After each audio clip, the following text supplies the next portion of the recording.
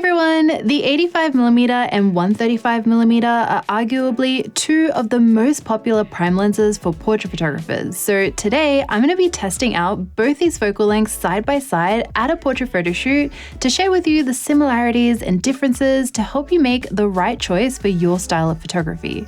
I have lots of comparison images to share with you today, so let's head to our photo shoot. So the first thing I want to start off with is showing you what both focal lengths look like when I take a photo from the same spot. So I'm going to start off with the 85mm and take a photo of Olia here.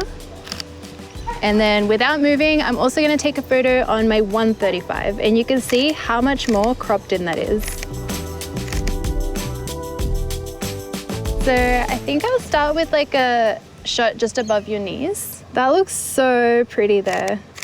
Yeah, I love that movement, the spinning. We have some really beautiful golden hour to work with, and I've chosen this location because we have a huge wide open space to work with.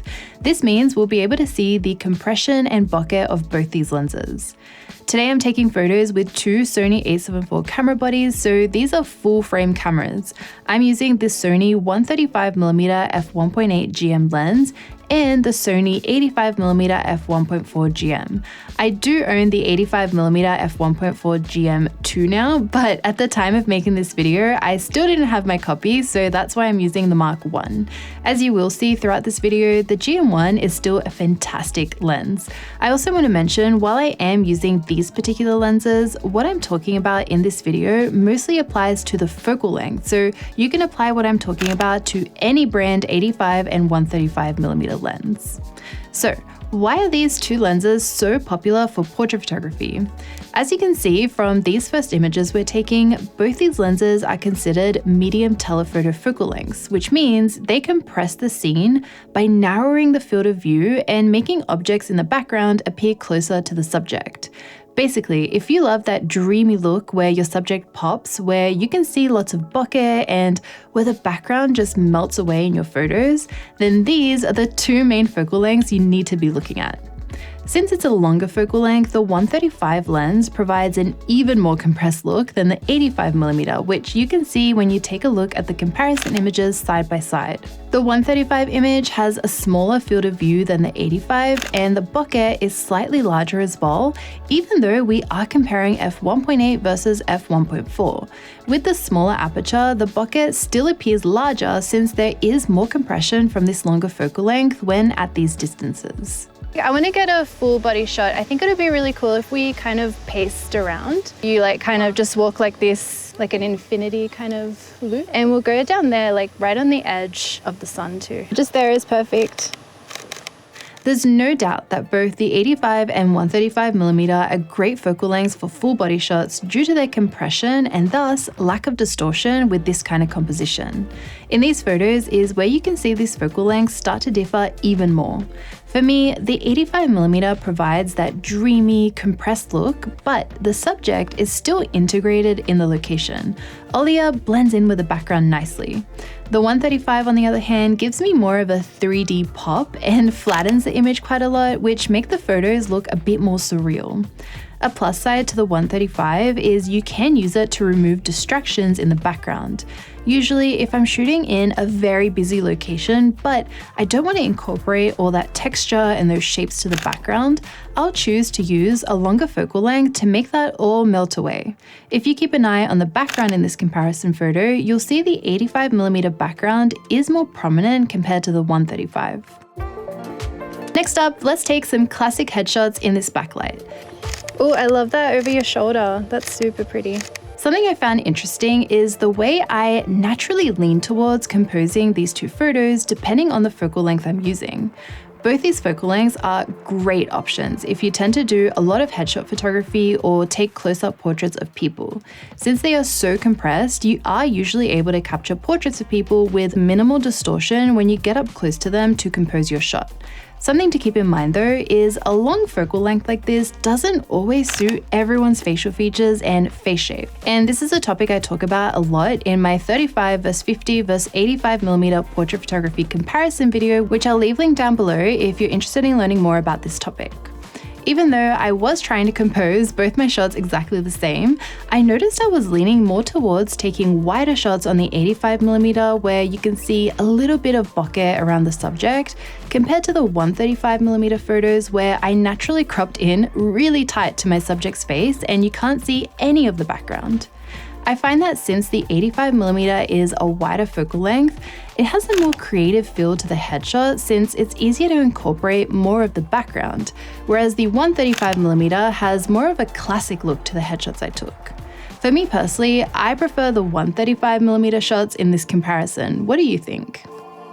Do you mind sitting on the floor just here in the sun? Something I want to talk about, which I think is very important to keep in mind, is the practicality of both these focal lengths. So we've looked a lot at image quality and compression and distortion of these two lenses, but one of the less talked about reasons to think about using a telephoto focal length is when you're taking photos of people who have never been in front of a camera before or who feel a bit uncomfortable in front of the camera. The reason for this is because they are long focal lengths. You, as a photographer, have to be physically further away from your subject to capture certain compositions.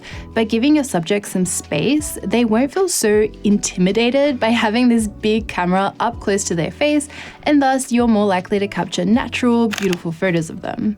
In previous episodes of this series, I've compared the 24 versus 35mm, the 35 versus 50mm, and the 50 versus 85mm. So if you're interested in seeing any of those videos, I'll leave them linked down below. But as you take a look at some of the snippets from those videos, you can see in order for me to capture good compositions on wider angle lenses, so especially the 24 and 35, I have to be so physically close to my subject.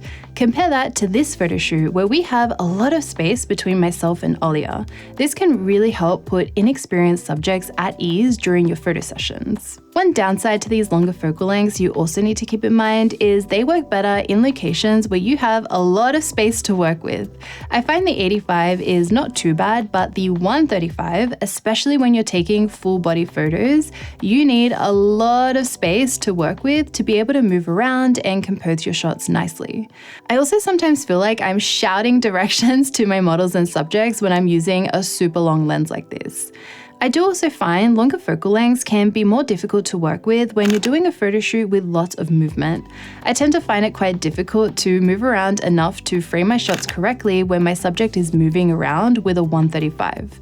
A few reasons for this is because A, I need a large enough location to be able to move around freely, and B, since a 135 focal length is so long, you have to move around a lot to change your compositions. Compared to say a 50 or 35mm where you moving around a little easily changes up the composition. A few times when taking photos on the 135, I ended up accidentally cropping out Olia's feet or not composing my shots perfectly, especially during the times when she did a spontaneous movement that I wasn't expecting. It was much easier and I had better composition straight out of the camera with my 85. So where my 135 gets used a lot for me though is during weddings. I shoot weddings with prime lenses and a 135mm is my go-to lens for the ceremony and speeches. The reason for this is because of how long the lens is, I can easily stay out of the way of the guests while still capturing tight photos to document what's happening on the day. So that's another plus side to using long lenses that doesn't just rely on wanting bokeh or compression. So I hope seeing these two beautiful portrait lenses side by side with some of my thoughts has helped you make a decision on which one is right for you.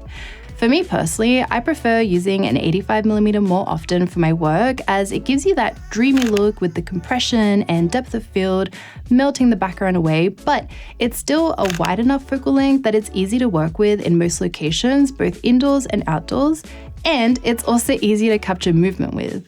On the other hand, I do love a 135mm when I need some extra reach or if I want to go for an ultimate dreamy look, as you can capture some really stunning portraits with this lens. Let me know which one you preferred in the comments, and as always, thank you so much for watching. I make new videos every single week, so I'll see you all next time. Bye!